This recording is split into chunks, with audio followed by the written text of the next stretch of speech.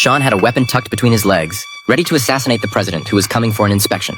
To avoid security checks, he had crafted a plastic gun well in advance. Despite its simple appearance, the gun was exceptionally powerful. However, while testing the gun outside, he was unexpectedly spotted by two hunters who loudly claimed it was their territory and mocked his toy gun on the spot. You, wouldn't be interested in selling it, would you? To assassinate the president.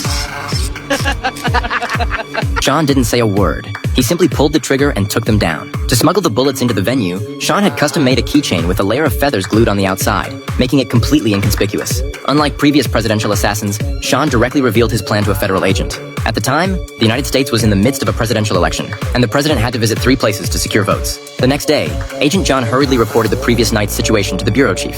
However, the chief didn't take it seriously at all, as they had recently received numerous threatening letters against the president, most of which were pranks. He thought the assassin John mentioned was just joking and didn't need to be taken seriously. Surprisingly, Sean called the White House directly the following day, again asking for John by name, and claiming he was going to assassinate the president. John's colleagues also overheard the conversation. John cleverly stalled for time while having his colleagues trace the call. They quickly located the address, right across the street in the park. John and his team rushed to the scene, only to find that Sean had already escaped. As he surveyed the surroundings, he spotted a homeless man standing on the side of the street observing their actions. John tried to chase after him but was blocked by passing vehicles. However, during his escape, Sean had collided with a car, leaving his fingerprints on it. John immediately retrieved the data for comparison, but the results showed that the man's identity was classified as a military secret, and John had no authority to access more information. The presidential campaign began as scheduled, with John, as a member of the Federal Bureau of Investigation, constantly guarding the president. Although they visited 3 locations, the assassination Sean had mentioned never occurred, and John gradually let his guard down.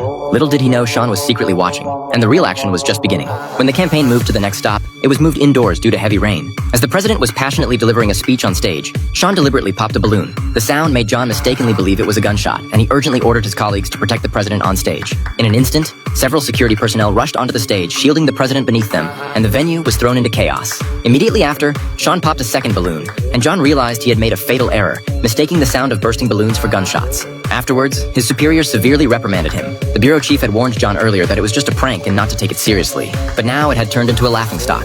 The next day was the final crucial campaign event, and his superiors decided to transfer John to another department. But he didn't sit idle. Instead, he used the fingerprints to uncover Sean's true identity.